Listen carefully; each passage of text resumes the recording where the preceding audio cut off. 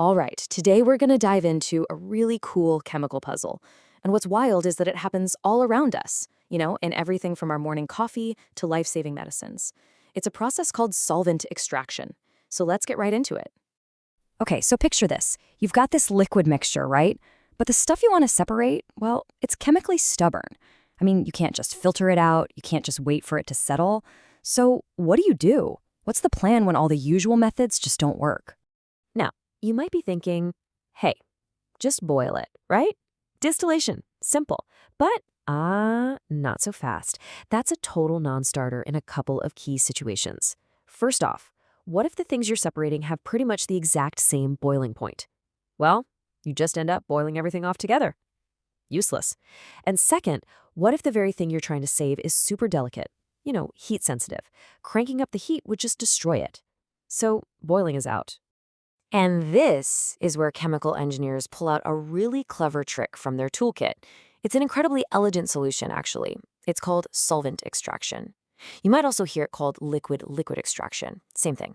So the core idea here is actually brilliantly simple. What you do is you introduce a third liquid. We call this the solvent, and this solvent is special. It's picked specifically because the thing you want to grab, your target substance, absolutely loves it. It would much rather dissolve in this new solvent than stay where it is. It's kind of like using a powerful magnet to pull iron filings out of a pile of sand.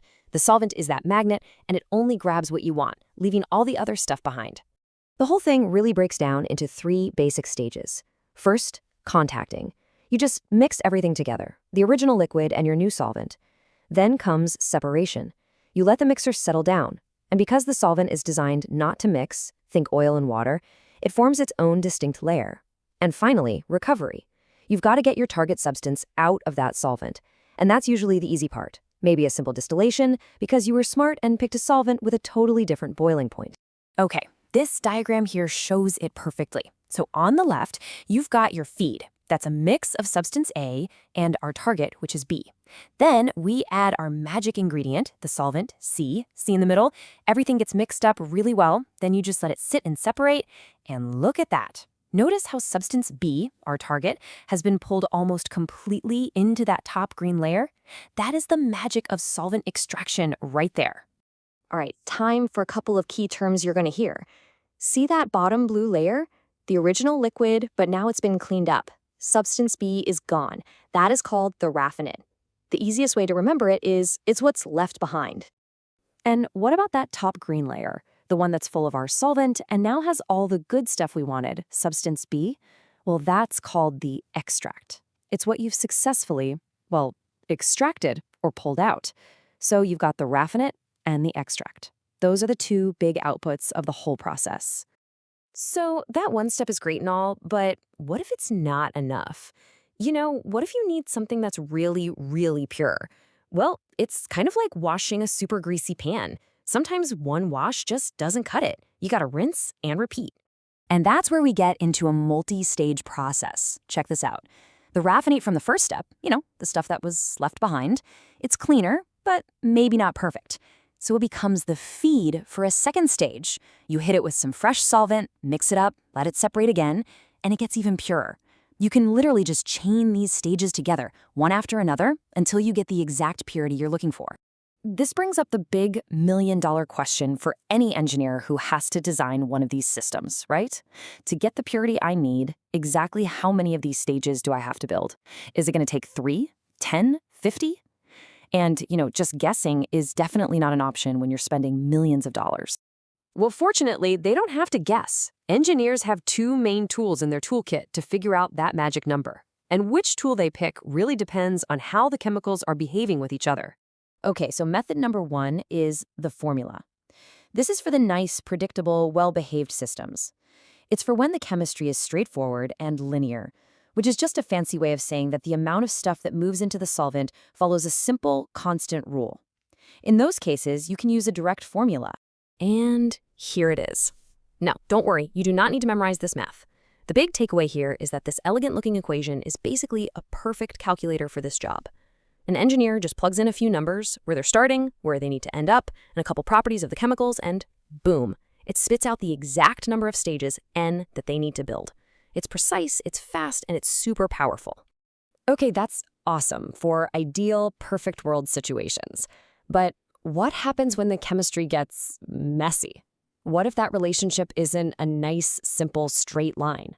Which, let's be honest, is how things usually are in the real world.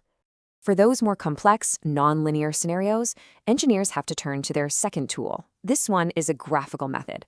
So think of it less like a calculator and more like a visual map. So here's how this works. You see that curved line? That's the equilibrium curve. It basically shows where nature wants the chemicals to end up. And the straight line, that's the operating line, which shows what's actually happening inside the machinery. So what engineers do is they start with how much stuff they have, and they literally draw steps bouncing between these two lines. Go ahead and count them with me. 1, 2, 3, 4, 5. Each one of those steps represents one physical stage they need to build. It's amazing. They just keep stepping until they hit the purity they need. So let's just recap that real quick. It's 2 tools for 2 different jobs. You've got the formula method, which is perfect for those clean, predictable, linear systems. It just gives you a number. And then you have the graphical method, which is the go-to for all the complex, messy, real-world systems. It gives you a visual count of the stages. And engineers need to know how to use both to design these things efficiently. Okay, so why does any of this theory matter to you? I mean, lines on a graph, right? Well, it matters because this process is happening quietly in the background all the time. And it's making the products you use every single day better, purer, and safer. For instance, solvent extraction is absolutely crucial for creating those ultra-pure active ingredients in pharmaceuticals. It's how we pull valuable metals, like copper, right out of the raw ore. And yeah, it's the process behind your decaf coffee or tea. It selectively pulls out the caffeine, but leaves all that good flavor behind. It's even used to refine the oils we cook with. It's this hidden but totally essential workhorse of modern industry. So the next time you pop a pill or sip a decaf latte or use a little cooking oil, just take a second to think about that invisible journey of purification it went on to get to you. Which leaves us with one final question to chew on. What in your home right now is purer because of this very clever chemical trick?